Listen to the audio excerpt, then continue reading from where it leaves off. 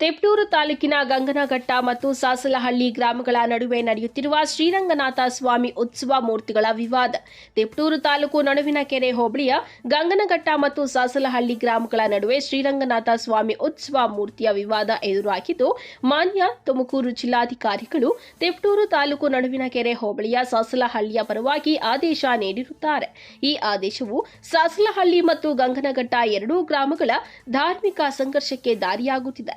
ಗಂಗನಘಟ್ಟ ಗ್ರಾಮದಲ್ಲಿ ಶ್ರೀ ವಡ್ಡಗಲ್ಲು ರಂಗನಾಥ ಸ್ವಾಮಿ ದೇವಸ್ಥಾನ ಮತ್ತು ಮೂಲ ದೇವರು ಇರುತ್ತಾರೆ.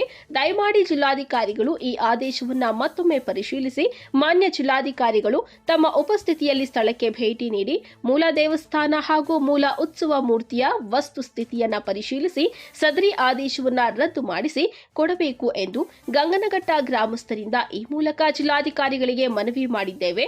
ಗಂಗನಘಟ್ಟ ಗ್ರಾಮದ ಗುಡಿಗೌಡರು ಮತ್ತು ಗಂಗನಘಟ್ಟ ಗ್ರಾಮದ ಖ್ಯಾತ ವೈದ್ಯ ಡಾಕ್ಟರ್ ವಿವೇಚನ್ ಮತ್ತು ಗ್ರಾಮಸ್ಥರುಗಳು ಸೇರಿ ಇಂದು ಕೌಸ್ತುಭ ಹೋಟೆಲ್ನಲ್ಲಿ ಪತ್ರಿಕಾಗೋಷ್ಠಿಯನ್ನ ನಡೆಸಿದ್ದಾರೆ. ಡಿಸಿಗಳ ಮನವಿನ ಪುರಸ್ಕರಿಸಲು ಏಕಾಏಕಿ ಡಿಸಿಷನ್ ತಗೊಂಡಿದ್ದಾರೆ. ಇದರ ವಿರುದ್ಧ ನಮ್ಮ ಹೋರಾಟ ಇದೆ. ನಮ್ದು ಇದುವರೆಗೂ ಶಾಂತಿಯಿಂದ ಹೋರಾಟ ಮಾಡಿದ್ದೀವಿ. ದೇವ್ರ ತಾಂಡ ಹೋಗ್ಕೊಂಡ್ರೆ ವ್ಯತಿರಿಕ್ತ ಪರಿಣಾಮ ಆಗುತ್ತೆ.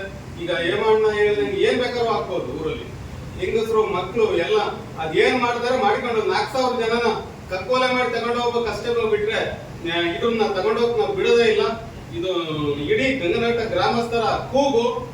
ರಂಗನಾಥ ಸ್ವಾಮಿ ಅಂತ ಅಂದ್ರೆ ಮನೆ ಹೆಂಡತಿ ರಂಗನಾಥ ಸ್ವಾಮಿನ ಹೆಸರಿಟ್ಕೊಂಡಿರ್ತಕ್ಕಂಥ ಗ್ರಾಮ ಏನಿದೆ. 1,000 ಮನೆ ಗ್ರಾಮ. ಪ್ರತಿ ಮನೆಯಲ್ಲಿ ರಂಗನಾಥ ಸ್ವಾಮಿ, ಗೋವಿಂದ ಸ್ವಾಮಿ, ಒಡಗಲ್ಲಪ್ಪ ಅನ್ನೋ ಹೆಸರಿದೆ. ಇದನ್ನ ಪರಿಶೀಲಿಸಬೇಕು. ಮಾಧ್ಯಮದವರು ದಯಮಾಡಿ ನಮಗೆ ನ್ಯಾಯ ಕೊಡಿಸ್ಬೇಕು. ತುಂಬಾ ಅನ್ಯಾಯ ಆಗಿದೆ. ಇನ್ ಯಾವ್ದ್ರಲ್ಲಿ ಬೇಕಾದ್ರೂ ಅನ್ಯಾಯ ಆಗ್ಲಿ ತಡ್ಕಂತೀವಿ.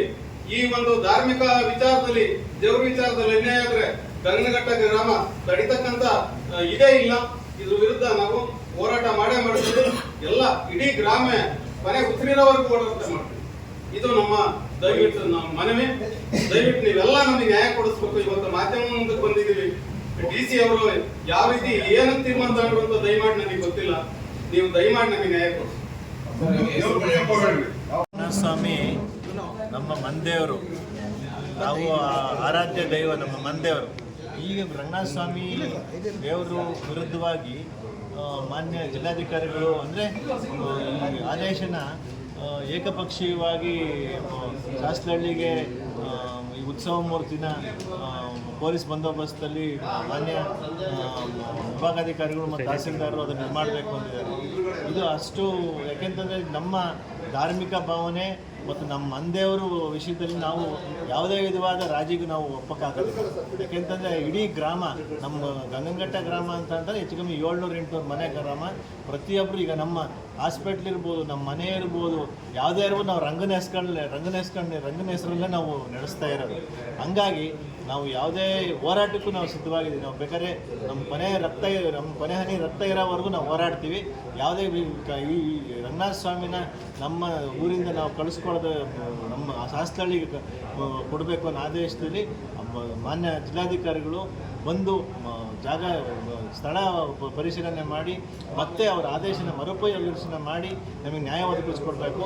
ಇದ್ರ ಬಗ್ಗೆ ನಾವು ಉಗ್ರವಾದ ಹೋರಾಟವನ್ನು ಮಾಡೋಕ್ಕೆ ಸಜ್ಜಾಗಿದ್ದೀವಿ. ಅದನ್ನು ನಿಮ್ಮ ಹೋರಾಟನ ನಾವು ಮಾಡೋಕ್ಕೆ ರೆಡಿಯಾಗಿದ್ದೀವಿ.